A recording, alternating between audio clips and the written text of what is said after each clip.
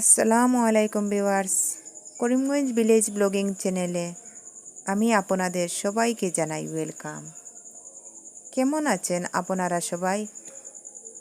আশা করছি আল্লাহর রহমতে যে যেখান থেকে আমার ভিডিওটা দেখতেছেন আপনারা সবাই ভালো আছেন।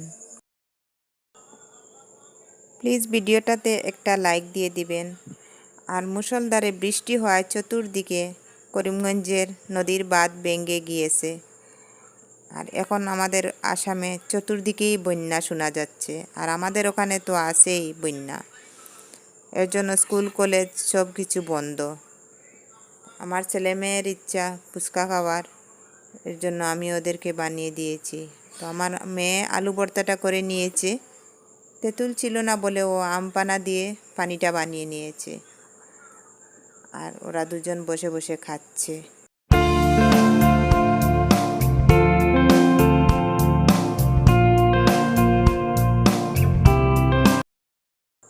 ওখানে আমি 4টা হাঁসের ডিম সেদ্ধ করে নিয়েছিলাম। দেখুন হাঁসের ডিমগুলা নুন হলুদ মরিচ দিয়ে ভাজা করতেছি। তো মশলা একটু বেশি করে দেব, দিয়ে ওগুলা আবার ফ্রাই করব।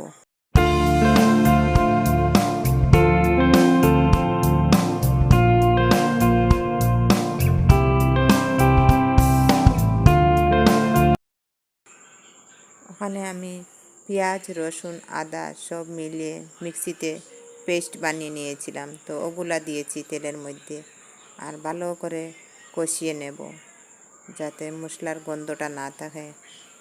এভাবে করলে মানে মশলার স্বাদটা বেশি হয়।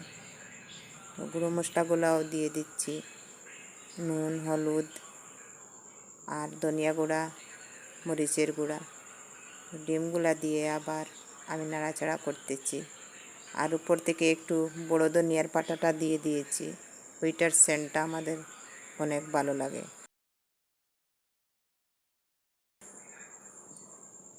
আমার নতুন গাছে কিছু আম ধরেছিল, তো কাঠবিড়ালিটা ডেইলি একটা একটা করে খেয়ে নেয়। তো আমার ছেলেকে বলছি যেগুলা আছে ওগুলা পেড়ে নাও। তো আমার ছেলেটা আমগুলা পেড়ে দিচ্ছে, আর আমার মেয়ে ওগুলা একটা একটা করে উঠাচ্ছে। এই বছরে আমটাও কম, আর আমাদের বাড়িতে প্রথম আম ধরেছে। এই হলো 6টা আম, খেয়ে দিয়ে 6টা আম রয়েছে। যারা আজকে আমার চ্যানেলে নতুন, দয়া করে আমার চ্যানেলটা সাবস্ক্রাইব করে নিও। আর ভিডিওটাতে কোন পার্ট আপনার ভালো লাগলো কমেন্ট করে জানাবেন।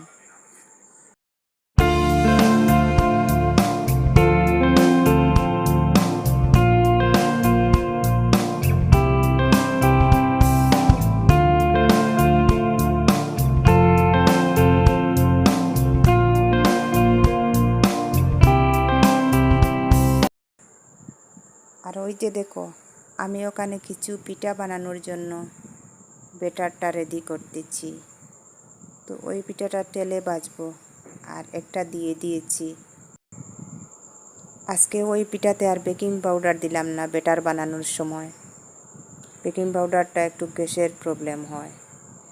আর এই দেখো আমার পিঠাগুলো হয়ে গেছে, কি সুন্দর লাগছে দেখতে। আর এখন খাওয়ার পালা। আর চাটাও রেডি করতেছি। তো আমার চাটাও রেডি হয়ে গেছে।